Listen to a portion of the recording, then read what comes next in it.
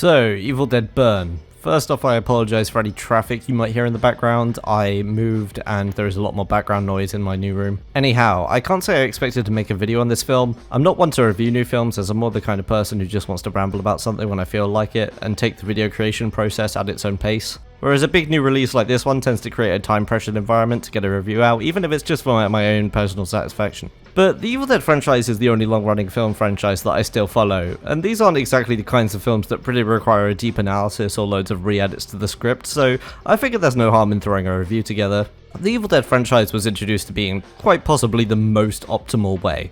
I watched the first two films with friends down in a shed at the age of 15. We had such an insanely good time with the first one in particular, and while I've come to prefer the second one nowadays for reasons of its heightened creativity in filmmaking and more polished look as a result of the budget increase, as well as the removal of the unpleasant tree scene, I do hold the memory of that first film watch party quite dear to me. This was one of my first 18 rated films and my first real step into horror, and I was genuinely shocked that I had such a good time. What always drew me to these films, although I didn't really realise that this was the main reason at first, is just how much personality that the Deadites have. Compared to other possession films, there's a big emphasis on psychological sadism and trickery. In the first film, this is offset by all the goopy and over-the-top gore, which, by the way, the stop-motion body horror at the end is the best part of the film. But that playfulness was still at its heart, and the second film massively upped the ante in that department by throwing in laughing furniture, living reflections, and giant sprays of blood that go back into the wall after the fact. It's a stupidly creative display of surreal excess rather than just plainly violent excess, and cemented the Deadites' mockery as the core of the franchise for me. Army of Darkness I watched much later and unfortunately found it to be far too absurd. I still respect it plenty as a film, if in large part just due to how much I like the Ray Harryhausen style stop motion that the original trilogy uses sometimes, and this entry has easily the most of that, but it is the only film of the franchise I have never revisited.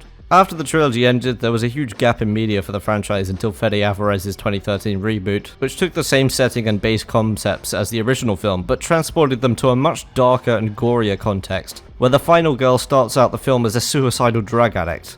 Despite being a huge swerve, it enjoys a glowing reputation in the horror community, but I have to say, I think it's kind of mediocre.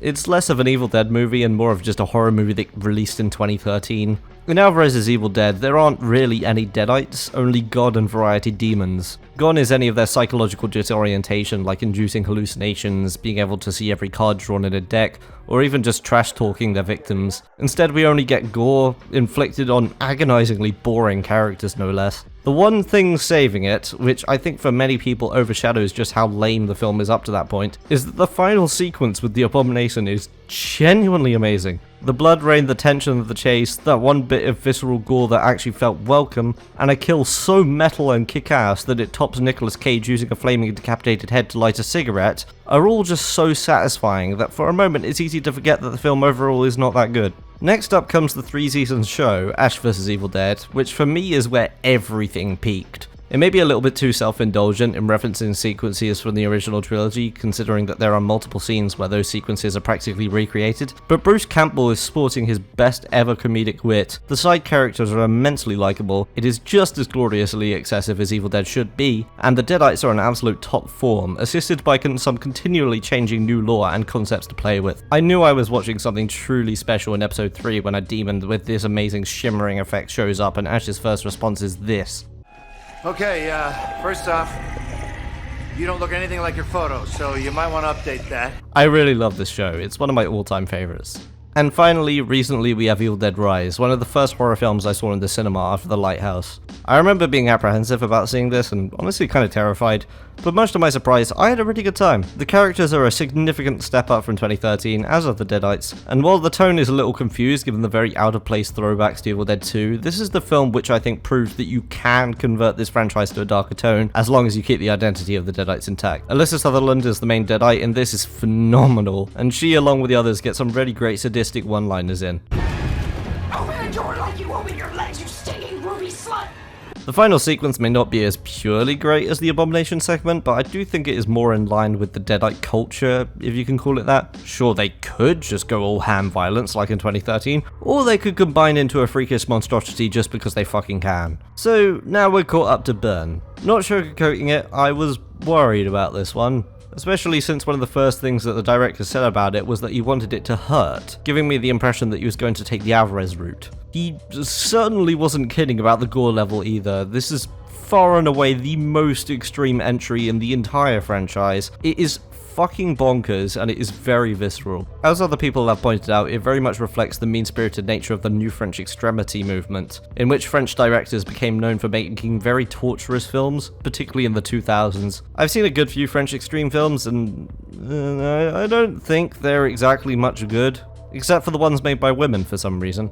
In terms of which one I would compare this film to, I think it's closest to Xavier Gens's film Frontiers, although thankfully doesn't have anything nearly as unwatchable as a certain scene in that film involving gun shears, but definitely compensates by having so much of it. Some might even say too much, and I would definitely agree with the people saying that a certain moment involving a dog was definitely a step too far. And at this point, it probably sounds like my fears around this film were realized, but I'm happy to say that that wasn't actually the case. In fact, I came out of this in a great buzzy mood. The main reason it works is that despite the high density of gore, director Sebastian Vanecek still very much understands what makes Deadites different from plain old demons, and for every moment of visceral physical violence there is a moment of verbal violence that offsets it. It's a balance that's heavy on both sides, but nonetheless a balance. I cannot understate how much this matters. It's one of those strengths where, despite being easily summed up in a sentence or two, is given great weight due to it being a strength that pervades throughout basically the entire film. Although, despite the gore largely not being my thing, if certainly better than the lack of gore in Army of Darkness, I do have to shout out the best head smash I have ever seen. Usually when I don't enjoy gore, it's because of the pain aspects, which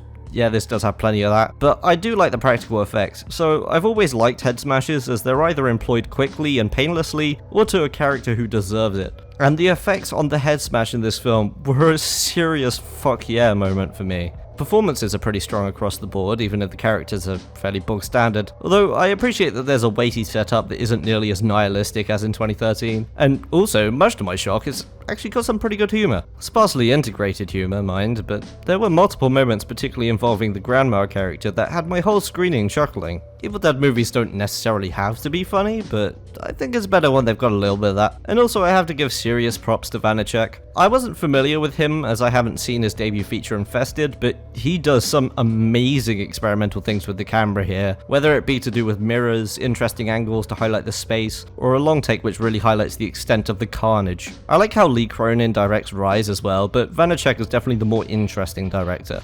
I will say, however, that Rise definitely has stronger players in other technical roles, because Burn has quite butt-ugly lighting, and the editing is genuinely kind of overstuffed. And in fact, I actually hated the cold open for that reason. You know that meme about the scene from Taken 3 with the absurd number of cuts for such a short sequence? Yeah, the entire first sequence of Burn is edited like that.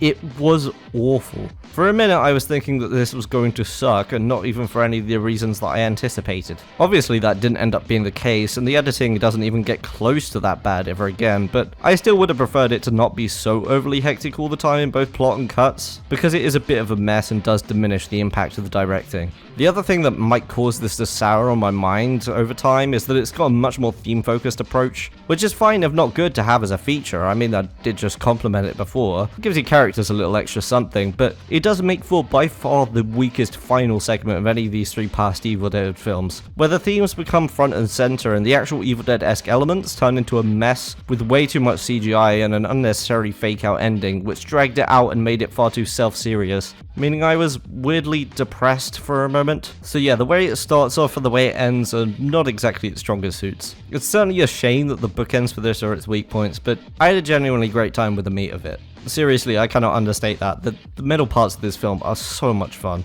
And that's roughly all there is to say about it. Overall, despite some substantial hang-ups, I had a really great time. I'm glad I was proven wrong on my assumptions with this one, and I look forward to Evil Dead Wrath.